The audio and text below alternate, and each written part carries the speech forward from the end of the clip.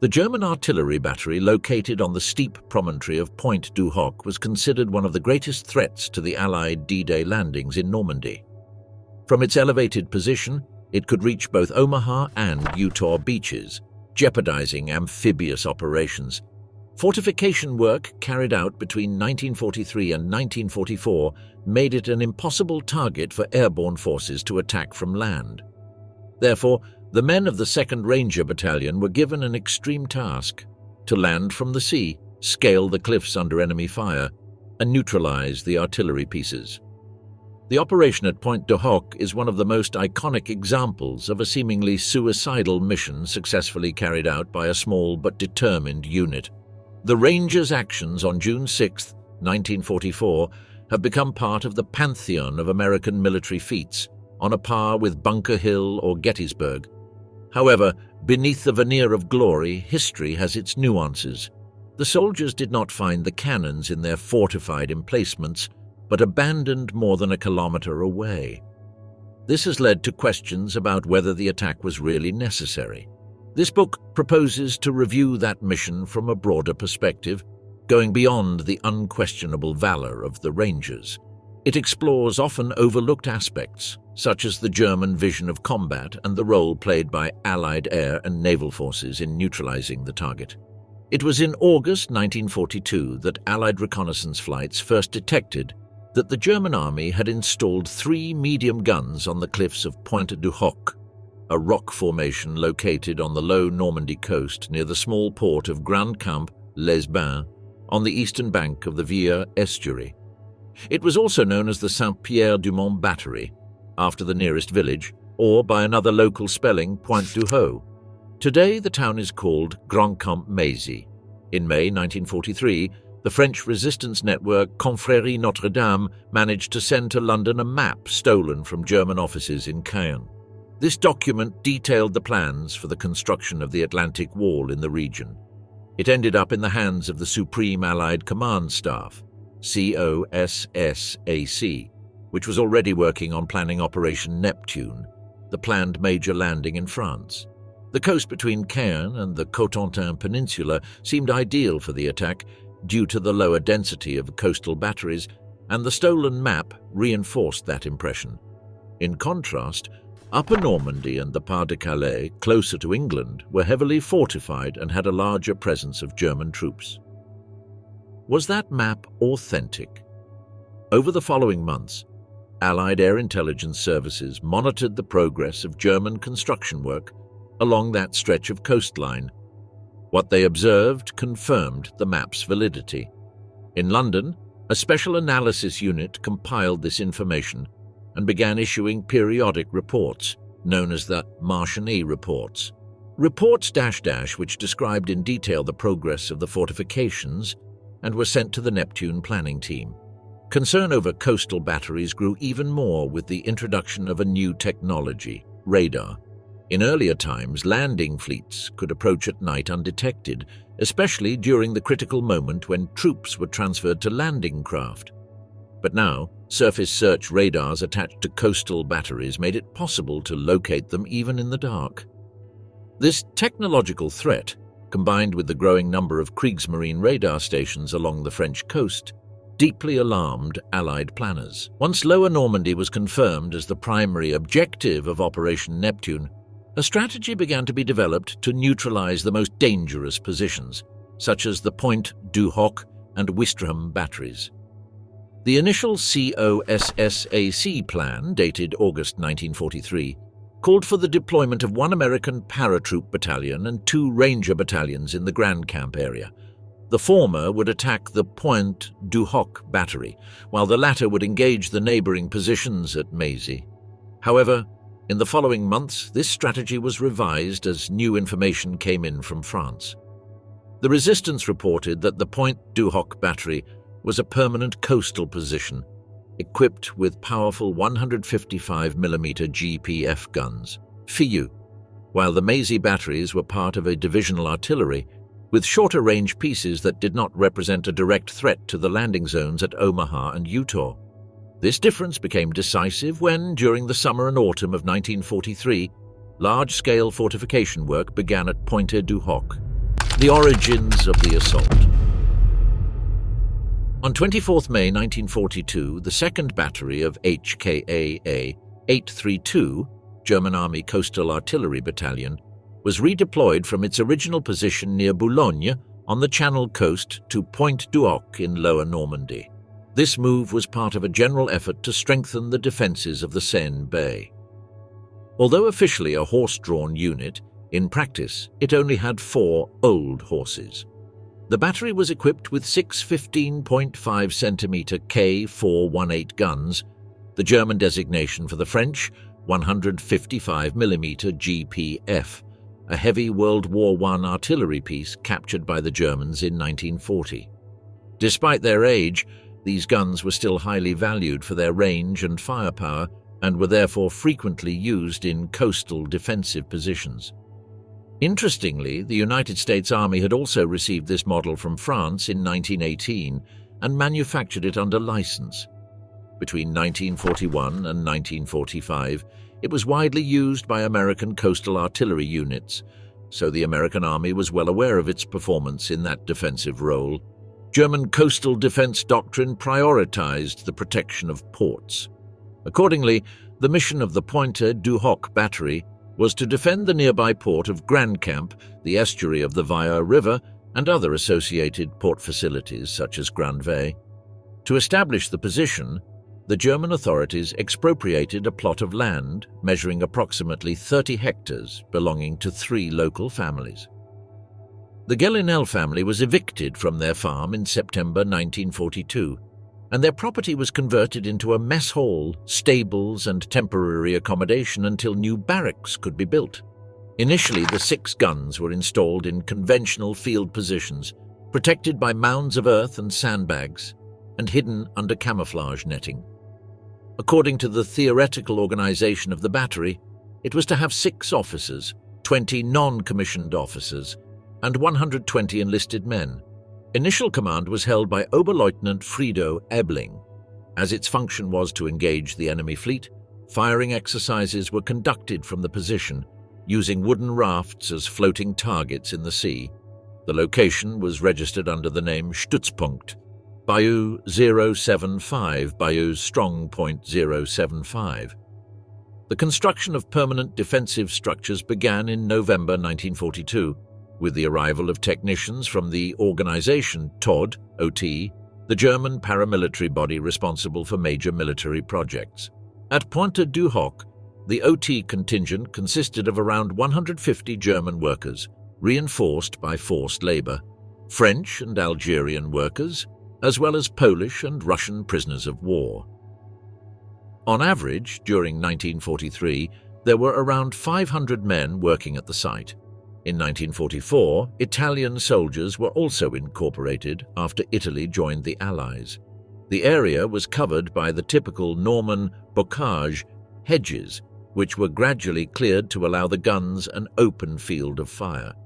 The first structures to be erected were the officers' bunker, a command post located to the south of the site, and a Type H661 medical bunker. As the Allies directed more attention to the site, construction began on 2 Type L 409A bunkers for 3.7cm Flak 36 anti-aircraft guns, one on each side of the battery. The western bunker was assigned to Unteroffizier Helmut Neder, and the eastern one to Warrant Officer Erwin Tomala. The first Allied air raids on Pointe du Hoc did not occur until April 1943, and were initially sporadic and of low intensity. Fortifications and designs at Pointe du Hoc. At Pointe du Hoc, the standard designs of the Atlantic Wall were used, including structures known as Gruppenstand or Doppelgruppenstand. These models were part of a common catalogue of German military engineering, with variations depending on the branch of service requesting their construction. For example, Plan H622 corresponded to a personnel shelter designed by the Heer Army, while L409 was a typical Luftwaffe air raid bunker. Almost all of the fortifications built at Pointe du Hoc followed the B standard, which required reinforced concrete walls 2 meters thick, capable of resisting shells up to 203 millimeters and bombs weighing up to 450 kilograms. Smaller structures such as the Tobruk-type machine gun positions, being partially buried, were usually built to the lighter B-1 standard, with walls between 1 and 1.2 meters thick. During 1943, work began on the construction of closed casemates to protect the guns, a modification driven by the lessons learned after the failed Allied landing at Dieppe in August 1942. That attack highlighted how vulnerable the open well system, known as kettles, was to aerial bombardment. The casemates, while offering greater protection, significantly restricted the gun's rotation angle. At Pointe du Hoc, the H679 model was chosen, which limited the gun's rotation to only 120 degrees, 60 degrees to each side, demonstrating that these guns were designed exclusively for firing out to sea. Once mounted in these structures, they could not rotate sufficiently to cover Omaha or Utah beaches. Therefore, a mixed solution was chosen. 4 guns would be mounted inside casemates, while the other 2 would remain in their former open positions to ensure all-round coverage. The Atlantic Wall's winter 1942/43 plan called for completion by late summer 1943. To expedite the work, unconventional construction methods were employed. Instead of traditional concrete pouring with wooden formwork, a shell structure technique was used, which consisted of assembling interior and exterior walls with precast concrete blocks, and then filling the space with concrete after installing Meunier-type metal reinforcement. However, in the fall of 1943, British attacks on the Ruhr industrial region forced the repatriation of a large number of TOT organization workers to Germany, which slowed construction. In the end, only 2 casemates were near completion. A third was left half-built, and only the floor of the 4th was excavated. Key components such as ventilation systems and electrical connections never arrived, so none of the casemates were occupied, and the guns remained in their original open positions. In parallel with the construction of the casemates, 3 HI-34 ammunition bunkers were erected in August 1943. The last major structure completed was the H636A fire control bunker, completed in October of that year, and located right on the edge of the cliff facing the sea.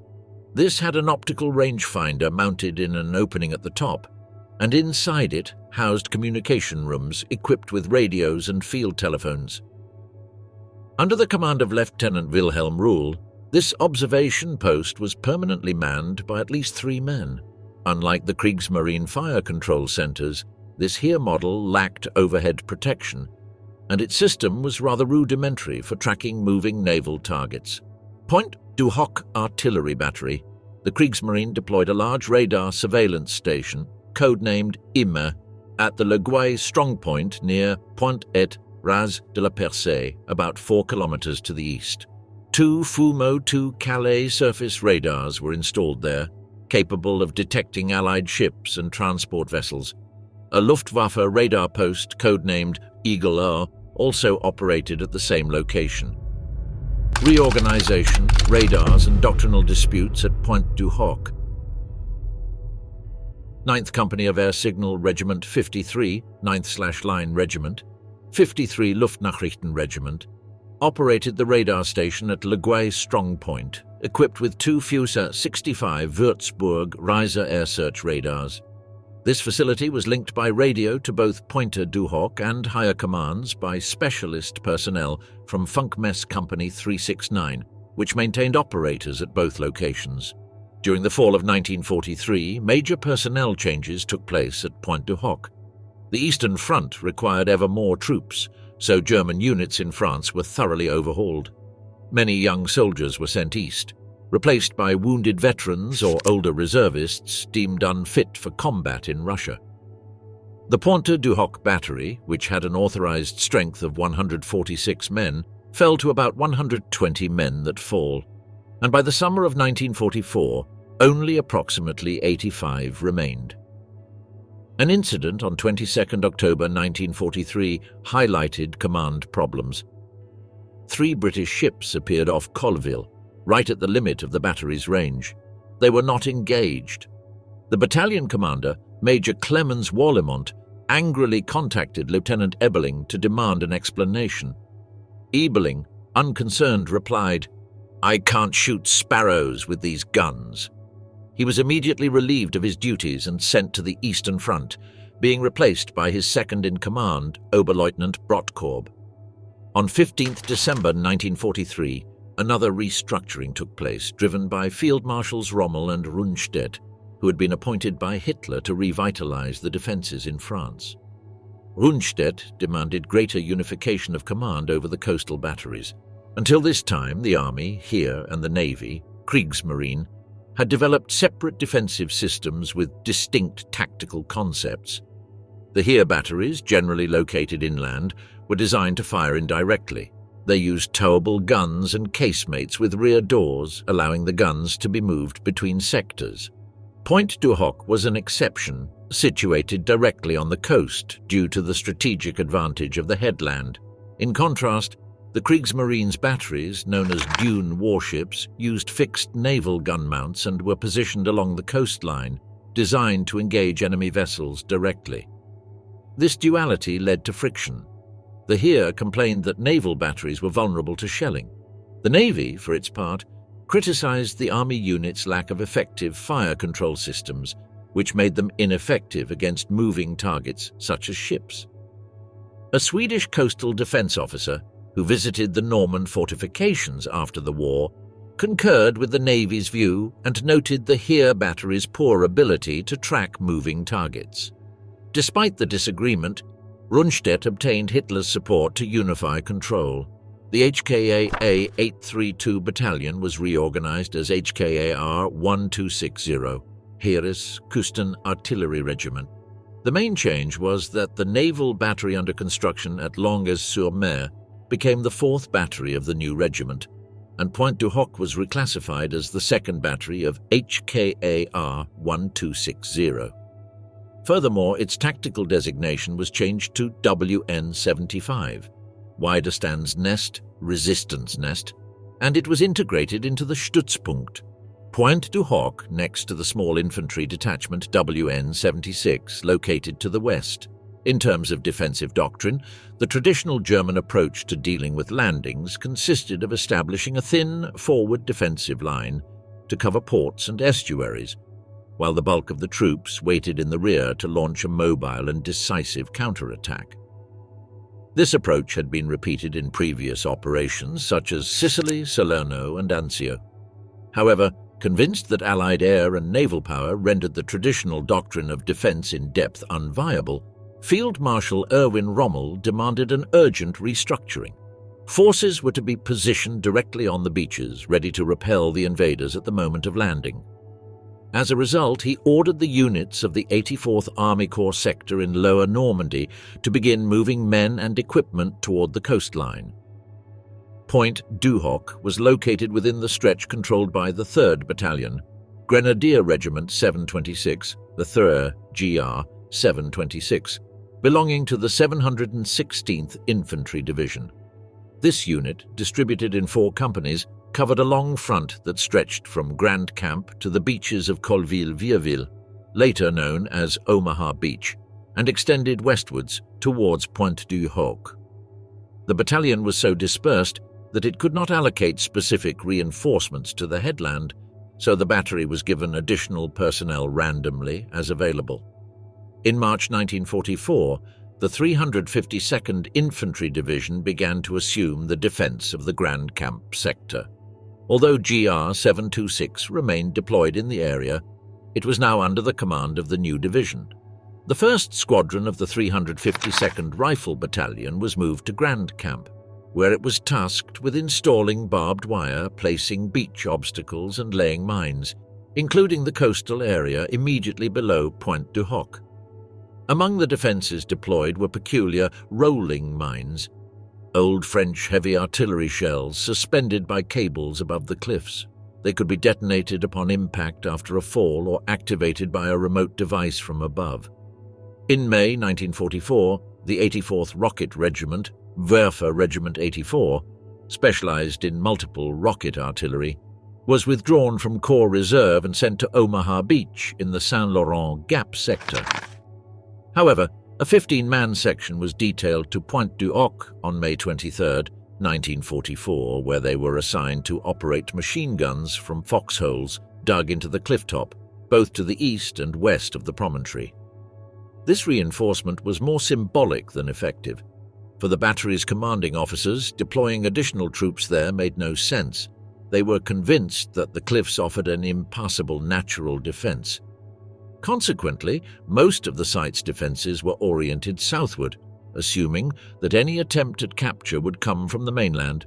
Furthermore, anti-glider obstacles were being set up in that direction, reinforcing that tactical expectation. Initial Allied plans and the threat of Point Du Hoc. The town of Grand Camp was located in the sector assigned to the United States Army as part of Operation Neptune. The coastal strip between Vierville and Colville became Omaha Beach, while the area northwest of the Via River estuary was later incorporated as Utah Beach. This placed the responsibility of neutralizing the Point Du Hoc battery on American forces. By early 1944, the plan was to use airborne troops to capture the sectors beyond Utah Beach. So the mission of destroying the battery was assigned to the U.S. Army Rangers, a force created in May 1942 as the American equivalent of the British Commandos. Although Eisenhower admired the Commandos, he wished to keep their name exclusive to British Special Forces, so the Americans adopted the name Rangers, inspired by Rogers Rangers of the French and Indian War. However, the idea of having special units was not well received by some senior regular Army officers, especially Lieutenant General Leslie McNair, who was in charge of ground forces. McNair preferred standard organizations that could occasionally be adapted to special missions and feared that units like the Rangers would drain the regular infantry of motivated soldiers, who would be more useful as platoon, non-commissioned officers. He was also wary of these units' tendency to generate their own missions to justify their existence. Despite his objections, he eventually agreed to allow the creation of a limited number of Ranger battalions. The first Ranger Battalion was formed in Scotland in June 1942, recruiting volunteers from troops already deployed in the United Kingdom. Under the command of Lieutenant Colonel William Darby, it became known as Darby's Rangers. Some of its members took part in the failed Dieppe raid in August of that same year, and subsequently in operations in the Mediterranean. Arzo, Algeria, in November 1942, Gela, Sicily, in July 1943, Salerno in September, together with the 3rd and 4th Battalions, and finally Anzio in January 1944, where they suffered heavy casualties. For Western Europe, the 2nd Ranger Battalion was formed in April 1943 at Camp Forest, Tennessee, under the command of Major James Rudder, a 34-year-old Texan who had been a teacher and football coach before being called up for active duty in 1941. The Rangers organization differed from the regular infantry. Instead of 3 rifle companies and 1 weapons company, they had 6 assault companies, A through F, totaling 516 personnel compared to 871 for a standard battalion. Recruitment was demanding. They wanted tough, determined and physically fit men. Of the more than 2,000 volunteers, only about 550 remained. From the outset, the 2nd Battalion was assigned to Operation Neptune. In September 1943, it underwent the demanding Scout and Raiders Amphibious Assault School at Fort Pierce, Florida. Allied planners considered the Point Du Hoc battery such a serious threat that the Navy decided to relocate the Omaha transportation area farther offshore, out of gun range. Originally, it was hoped that Commando and Ranger units would attack the Point Du Hoc and Ouistreham batteries during the night before the transports arrived at dawn. However, by February 1944, it was realized that this sequence was impractical. The minesweepers would advance with the main force, and it was not feasible to organize a pre-clearance operation solely for the special forces. Therefore, the Rangers had to land practically at the same time as the main troops, which meant that the guns could still be active during the landing at H hour 0630. Thus, the use of aerial bombardment became a priority, not only to soften the defenses, but to completely destroy them. Although not listed as an explicit objective, one of the secondary purposes of the assault on Pointe du Hoc was to connect the right flank of the V Corps at Omaha with the Z7 Corps landing in Utah. However, Allied intelligence overestimated the battery's real danger. They were unaware that it had no night fire capability or naval targeting systems. Conversely, they ignored the true threat posed by the more modern and dangerous Longue-sur-Mer battery. Ultimately, the Allied plan to eliminate the battery was divided into three phases: a preliminary aerial bombardment, an air and naval assault in the opening hours of D-Day, and finally, a Ranger ground assault. For this, a provisional group was formed under Lieutenant Colonel Rudder, which would include the 2nd and 5th Battalions. The inclusion of two units offered greater flexibility in the face of the unknown. Some skeptical officers claimed that 3 old women with brooms might prevent the Rangers from scaling the cliffs. Rudder and his commanders thought it was a joke when they first saw the plan, but the planners were confident that the bombardments would weaken the defenses, and that audacity and surprise would be decisive. The 5th Battalion was ready to intervene if the 2nd failed in a direct assault. The bombers arrived. In 1943, consideration was given to destroying the coastal batteries with massed airstrikes, although it was unclear what resources would be available. The U.S. Strategic Air Force in Europe, USSTF, commanded by Lieutenant General Karl Spaatz, was committed to Operation Point Blank, a daylight bombing campaign to weaken the Luftwaffe before D-Day. Spaatz was strongly opposed to diverting heavy bombers to attack tactical targets, such as coastal batteries, considering them useless against reinforced concrete bunkers. Air Marshal Arthur Tedder, Eisenhower's vice president, believed they would only be useful if attacked before the concrete was completed, or just before the landing to disrupt its operation. Despite these objections, Neptune's planners insisted on launching air attacks to weaken the positions. To avoid revealing the actual landing area, the plan established that for every attack on Lower Normandy, 3 would be carried out on Upper Normandy or the Pas de Calais. In order not to affect the strategic campaign, the task was delegated to the medium bombers of the 9th Air Force.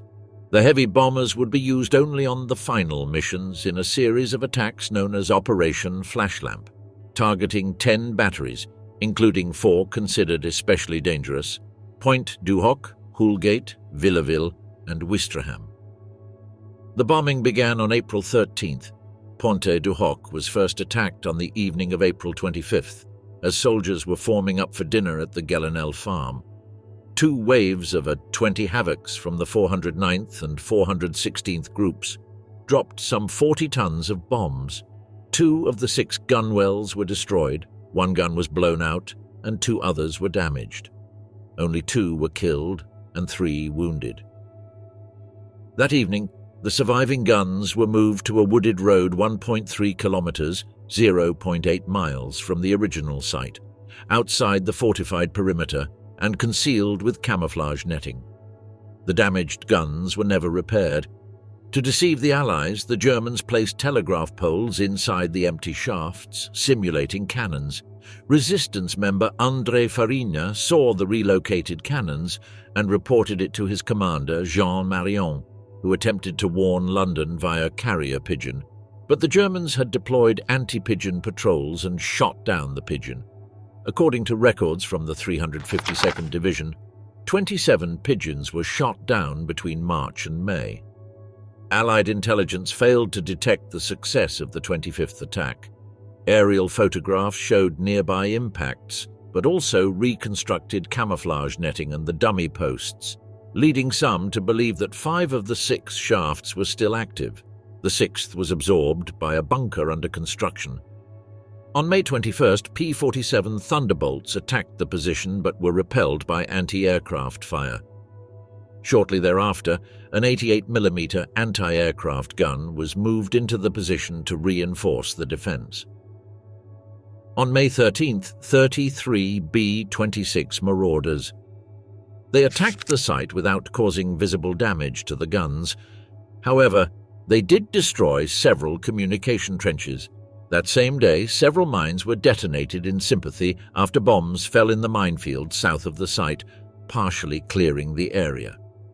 On 22nd May, another attack by 29 marauders damaged another well and partially destroyed the Gelinel farm, prompting the organization TOT to halt work.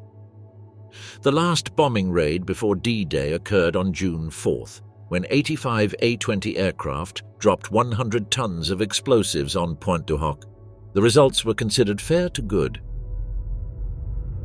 The Rangers prepare. The initial attack on Landing Zone Charlie was assigned to the 2nd Ranger Battalion, which was divided into two main groups. The direct attack on Point Du Hoc was assigned to Force A, composed of assault companies D, E, and F. In parallel, Force B, formed by Company C of the same battalion, was tasked with landing with the 116th Combat Regiment, RCT, near Vierville Gap, and advancing on foot along the cliff tops toward Pointe Ras de la Percée, a German position that threatened to open enfilade fire on the eastern flank of Omaha Beach. From there, they would continue toward Pointe du Hoc, neutralizing the Laguay radar station along the way. The 116th RCT was composed of the 116th Infantry Regiment of the 29th Division and supporting units such as the 743rd Tank Battalion, and was under the command of Colonel Charles Canham.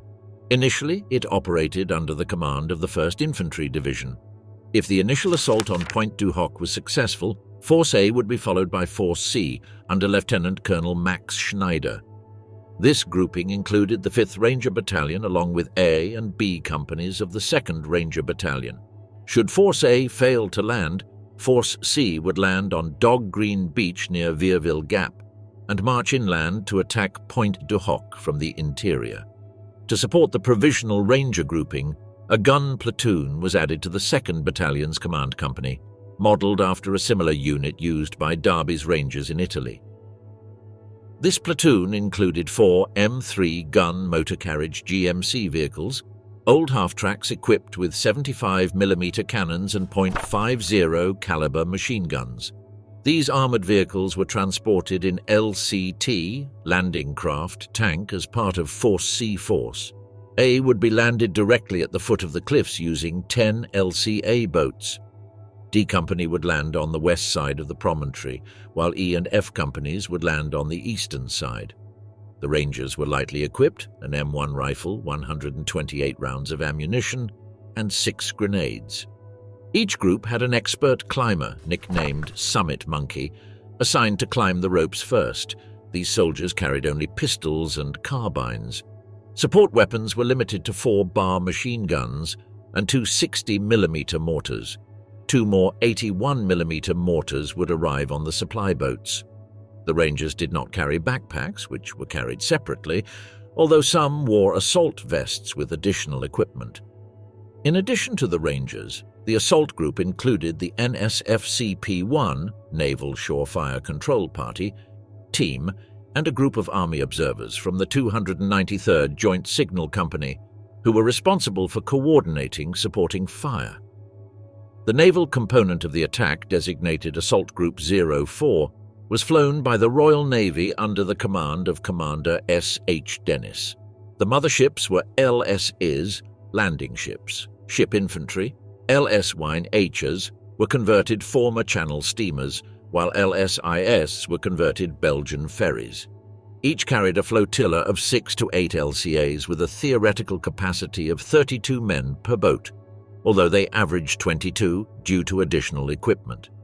Each boat carried 4 ratings, usually armed with a Lewis gun. Each flotilla was guided by a Fairmile ML launch, used for navigation and orientation. They were in turn escorted by 2 LCSM, versions of the LCA armed with heavy machine guns and smoke mortars. The LCTs carried the support vehicles. Force A was assigned 1, while Force C had 2 from the 116th RCT. But on the night of June 5th, hours before sailing from Weymouth to Normandy, an unexpected event occurred. Since Rudder commanded the entire Ranger Group, command of Force A had been delegated to Major Cleveland Lytle, commander of Company A. That night, Several officers gathered aboard the Ben Mai Cree to celebrate Joseph Rafferty's promotion to captain and the new commander of that company. The whiskey ran wild, and an intoxicated Lytle began to rant against the mission, calling it suicidal. Medical Captain Walter Doc Block attempted to calm him down, but Lytle punched him. Informed of the incident, Rudder stormed off the USS Ancon, where he was embarked, and appeared in a rage. He immediately dismissed Lytle and transferred him to the 90th Division, where he would later perform gallantly. Since no other officer was privy to the full details of the operation, Rudder assumed command of Force A himself. The decision was not well received even by Major General Clarence Hubner, commander of the Omaha landings, nor by Lieutenant General Omar Bradley, commander of the First Army. However, both reluctantly agreed to the change. Rudder remained on the command ship Prince Charles during the crossing, and at 0400 on D-Day, transferred to the Ben Mai Cree. This absence of a commanding officer on the coordination ship would later have negative consequences, as no one remained on board to manage support for the Rangers during the battle. The dawn of the attack, paratroopers, aerial bombardment and naval gunfire. Around midnight on June 5th to 6th, 1944, German command posts began receiving a continuous stream of reports of increased Allied air and naval activity off the Normandy coast. Shortly thereafter, it was confirmed that paratroop units were landing around the estuaries of the Vire and Orne rivers. Immediately, German coastal defenses were placed on high alert. Ironically, the first American soldiers to arrive at Point Du Hoc were not Rangers. At 1:05, a C-47 of the 96th Troop Carrier Squadron, carrying paratroopers from Company 1, 506th Parachute Infantry Regiment, 101st Airborne Division, was hit by anti-aircraft fire and crashed into the sea off the headland. Before impact, at least 4 paratroopers managed to jump out. The jump officer, Lieutenant Floyd Johnston, and Sergeant Neil Christensen landed on top of the headland and, after a brief firefight, were captured. Johnston later managed to escape.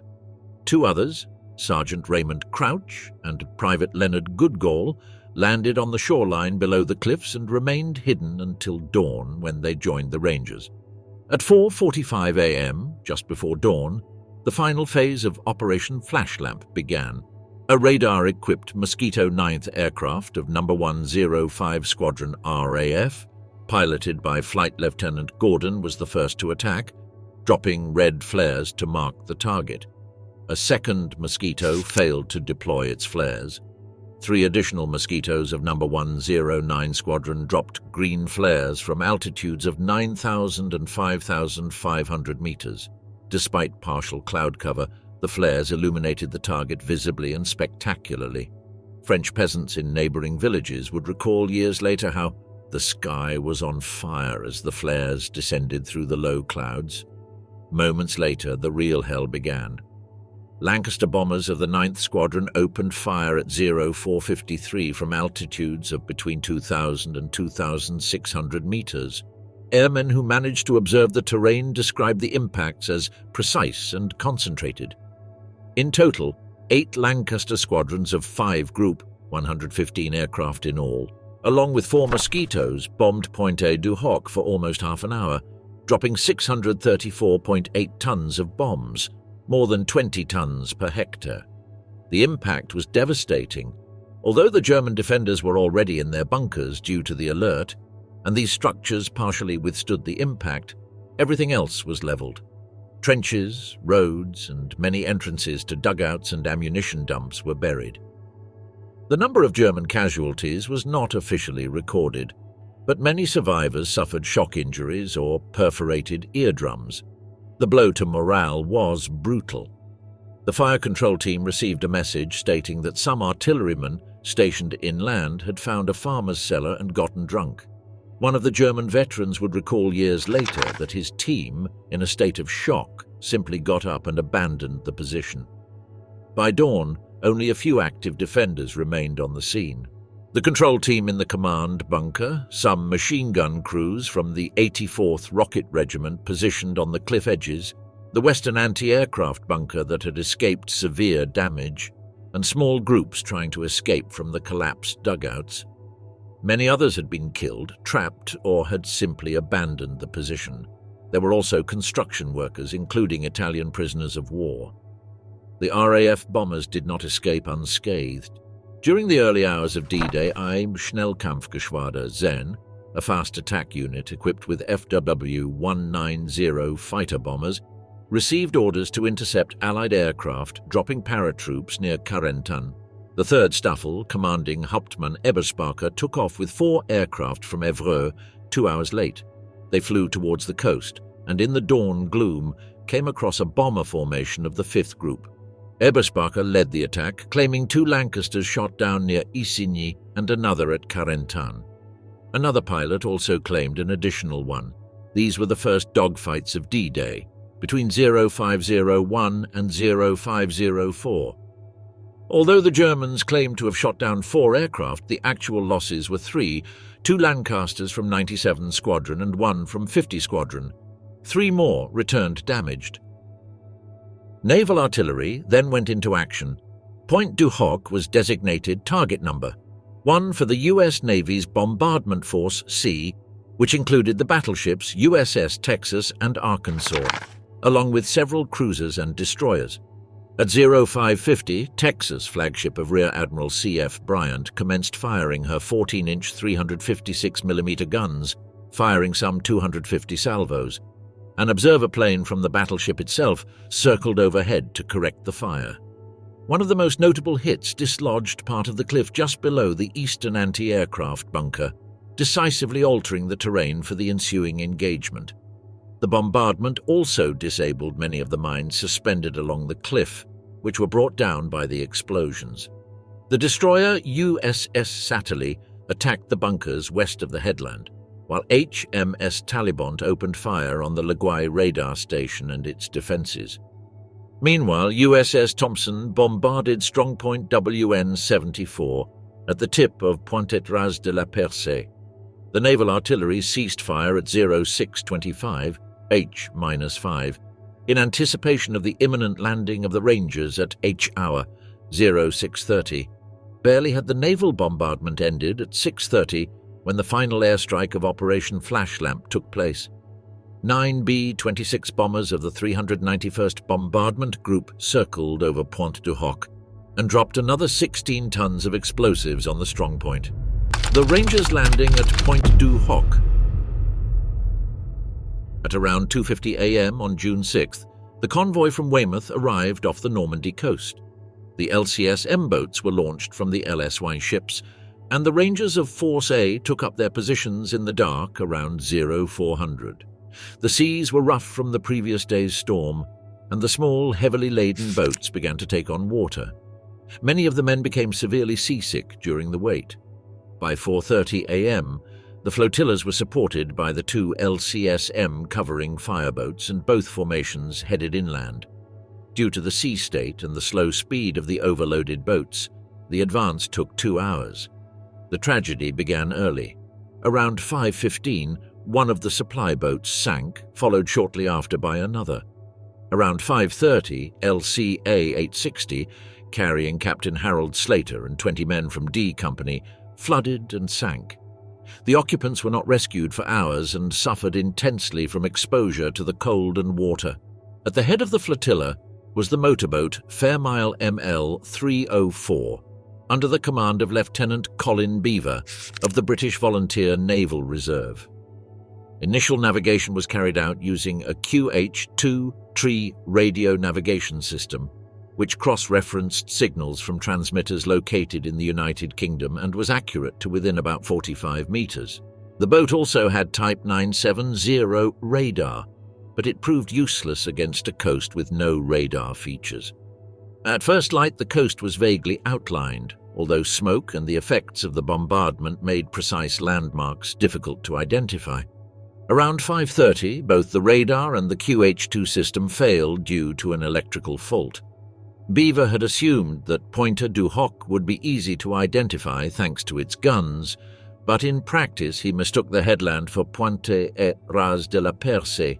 which looked very similar from sea level. Around 6 a.m., when they were still about 5 kilometers from the coast, he ordered a course change to the wrong target. At 5:40 a.m., LCT-46 gave the order splash, and the 4 DUKWs, amphibious vehicles with ladders, were launched into the water and joined the flotilla. By now, Rudder suspected they were heading in the wrong direction. When they were about 900 meters offshore, he ordered the helmsman of LCA-888 to turn west. Beaver, finally realizing his mistake in missing the fort's distinctive casemates, corrected course, turning 160 degrees to starboard. But the boats were now within range of enemy fire from the cliff tops, and there were still 3 kilometers of low-speed travel to be done below the ridge. Lieutenant Commander Baines of the destroyer HMS Talibont called the approach suicidal. Beaver later described that during that final approach, his boat received only light machine gun fire, which was answered by fire from 20mm Oerlikon cannons. However, the boats behind were not so lucky. LCS M91 was repeatedly hit by a German machine gun nest and began to sink by the bow. LCSM 102 was also hit, its mortar deck collapsing and its bow flooded, rendering it immobilized. The choppy waters soaked nearly all of the Rangers, and many spent the final minutes before disembarkation using their helmets to bail out water and avoid sinking. Baines, aboard the Talibont, attempted to protect the DUKWs with naval gunfire. He brought his destroyer close to the shore and opened fire on the hidden machine gun nests, using 102mm guns and 40mm pom-pom anti-aircraft guns. However, the DUKW Swan II was hit and was left adrift beneath the cliffs. Due to the delay, Rudder modified the landing plans. He ordered the 9 remaining LCAs and the 3 surviving DUKWs to proceed directly to the eastern side of the headland, with D Company landing between E and F companies rather than on the western flank as planned. At 7:09, almost 40 minutes late, ML304 transmitted the radio signal Crowbar, reporting that they had made landfall. The message was received by the rest of the fleet. This delay gave the German defenders about 45 minutes to reorganize after the naval bombardment. ML304 observed German troops reappearing at the cliff edges and opened fire with 47mm and 20mm guns, firing over 1,000 rounds. At 07:15, Commander J.W. Marshall ordered USS Satterley to close and open direct fire on the enemy troops with her 127mm guns and 40mm anti-aircraft guns, containing the German attempt to repel the landing. The 9 LCAs landed on a narrow beach, barely 30 meters deep and 450 meters long. The unexpected arrival of D Company displaced F Company to the southeast, even outside the fortified perimeter. For the seasick and soaked Rangers, stepping onto dry land was a relief after hours of fighting the waves. But the beach was covered in craters left by shelling, which seriously hampered the landing. Several soldiers fell into sinkholes hidden by the waves. In one LCA, the entire unit had to wade through a deep crater to reach dry land. With all the boats on land, the cliffs loomed over the Rangers. Attempts to climb with J-lights from the LCAs were inconsistent. The long journey and the waves had soaked the ropes, making them much heavier. Of the 54 lights launched, only 19 managed to get the grapples to the top. On LCA 887, 2 lights were fired, but when the problem became evident, the team dismantled the remaining ones and brought them ashore. Sergeant John Cripps launched the rockets manually with a portable battery, resulting in his injury and partial blindness. Only 2 Schmurley rockets were successfully fired, both from LCA 861. The craters paradoxically helped. Some sections of the cliff had collapsed, leaving mounds of debris that allowed the use of metal ladders. The teams from LCA 888 and 668 managed to climb these areas. Climbing the ropes, on the other hand, was a grueling task even where there was no enemy fire, as the humidity and mud made them extremely slippery. Biocalcarinite rock terrain, a mixture of clay and fossil shells, had yielded under the bombardment, and the rock falls formed makeshift ramps. but the uneven ground of pebbles and craters made it impossible for the DUKWs to use ladders. They couldn't get close enough to the cliff to deploy them. Although the ladder-mounted DUKWs had been ineffective, Sergeant William Stiverson decided to try anyway. He elevated the ladder from his vehicle to allow the 2 Lewis machine guns mounted at the top to provide covering fire. Stiverson clung to the top of the ladder more than 25 meters above the ground, as it swayed dangerously due to the lack of firm support from both the DUKW and the structure itself. From there he fired toward the summit with inaccurate bursts. His effort was valiant but short-lived. The ladder DUKWs proved ineffective. German resistance to the landing was light due to the combined effect of the aerial and naval bombardment, as many of the gunners had been displaced south, outside the main perimeter. With support boats and the destroyer Satterlee firing at any sign of movement, many Germans remained hidden in craters or trenches, blindly throwing grenades over the cliff face. The Rangers soon lost respect for them. The explosions often fell too far to cause damage. One of the suspended mines exploded over LCA 861, momentarily burying a soldier but causing no further casualties. The 2 main pockets of resistance were in the observation bunker at the headland and in an MG-42 machine gun position of Werfer Regiment 84 south of the flak bunker. Heavy fire from the left flank prevented the LCA 884 team from using the ropes they had thrown, and they had to use those of the neighboring LCA 883 team. By the time the first Rangers reached the crest, casualties on the beach numbered about 15, primarily from machine gun fire. On the right flank, Company E units ascending from LCA 861, 862, and 888 encountered no visible Germans upon reaching the top. In the center, 2 Rangers from LCA 722 surprised a small German group by throwing grenades and dispersed them with bar fire. One of the first Rangers from LCA 668 from Company D was killed upon reaching the crest, but the rest were able to advance without direct contact. The other sections of Company D also encountered no immediate resistance, albeit under scattered fire. Only the LCA 884 team faced sustained opposition until it managed to link up with the LCA 883 teams and ascend their ropes. The clifftop was so flattened that the fields of fire were very short. A gunner from Werfer 84 would recall that he never saw any Americans that morning, even though Company F patrols passed within a few yards of his foxhole. Rangers' action on the summit is a classic example of the type of unit they were. Small groups operating with initiative, without the need for constant orders, advancing with a clear objective: to find and destroy the guns. The level of destruction exceeded expectations. Beyond 2 bunkers and the observation bunker, the site was unrecognizable. Massive craters, mounds of earth, and buried structures. The Rangers assumed the Germans were using tunnels as they emerged unexpectedly from various points. In reality, many covered trenches had been destroyed, but dugouts, towbrooks, and small bunkers still offered cover. The gun pits were near the eastern edge of the cliff, and platoons quickly reached them. Company E was sent against the observation bunker and gun position 3. The bunker was the only site that held out for more than a day. 2 Rangers from the 861st LCA approached from the front and took fire. Using craters as cover, Sergeant Charles Denbo and Private Harry Roberts threw several grenades through the embrasure. Denbo was wounded, but they were soon joined by 4 other Rangers, including Sergeant Yardley with a bazooka. 1 rocket hit the edge of the embrasure, the second penetrated and exploded inside.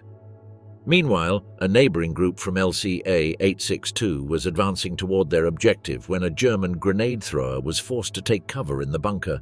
Surrounding it, the Rangers heard radio use and destroyed the antenna. They threw a grenade into the vestibule, but the steel door held. Without any explosive charges, Lieutenant Ligon's left corporal. A Guzzi covered the rear entrance and continued toward his objective. Yardley, unbeknownst to him, joined him minutes later.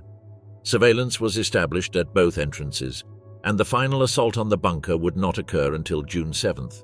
While this was happening, Sections of D Company advanced toward gun positions 4, 5, and 6 to the west. Upon arrival, they discovered the guns were gone. The shafts were filled with earth, destroyed netting, and wooden replicas. The western side was dangerous. The western flak bunker, with a 37mm gun, was still active and had a direct line of fire on these positions. The Rangers received cannon, machine gun, and rifle fire. It is unclear whether the 88mm gun at the site was also still in use. This bunker would become the focus of German resistance for the next 2 days. Company F reached shafts 1 and 2 on the eastern sector. They were also empty. The original plan was that once the battery was destroyed, the Rangers would take the Veerville, Grand Camp Road further south. 3 teams, 1 from each company, headed toward it. Platoons of D, LCA 858 and E, LCA 888, converged on the ruins of the Guelinel farm under fire from German rifle, mortar, and patrol units. The area was more heavily defended as it was the edge of the strongpoint. The fighting was chaotic, and the cratered terrain limited visibility. At times, enemy patrols passed within meters of each other without noticing each other. A planned naval bombardment fell behind them and could not be stopped because there was no communication with the ships. After a dozen casualties, platoons of D and E reached the road around 0815. Company F, which had landed further south, advanced along the southeast side of the strongpoint, traversing minefields and anti-glider obstacles, and reached the road around 0805.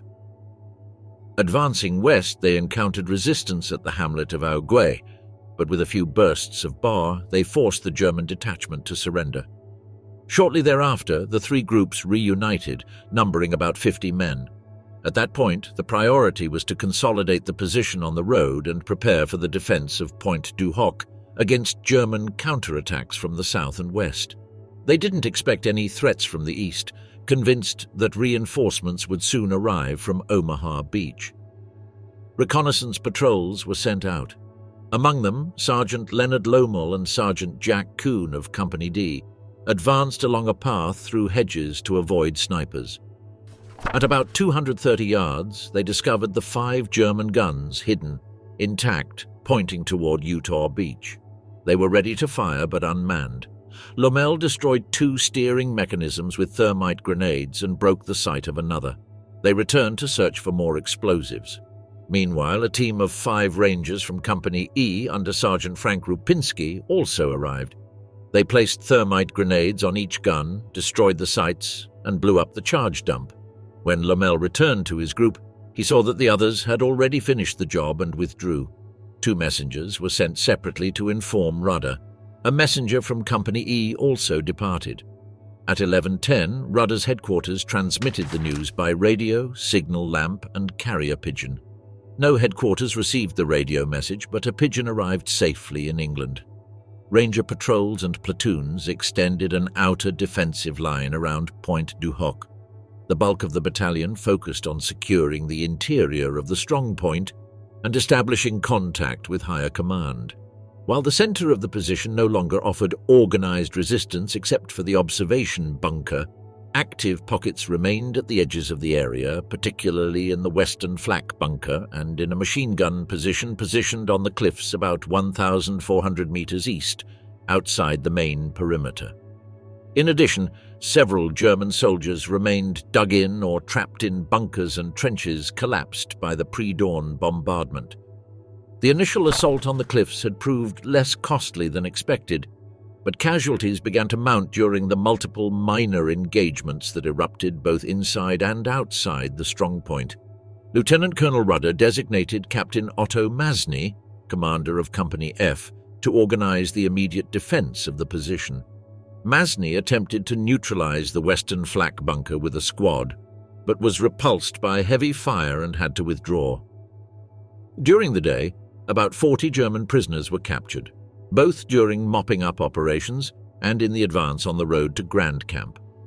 Rudder established his command post next to the eastern flak bunker, taking advantage of a shell-induced landslide that had created an access route from the beach. The 668th LCA had placed a ladder over the rubble, facilitating access to an adjacent crater.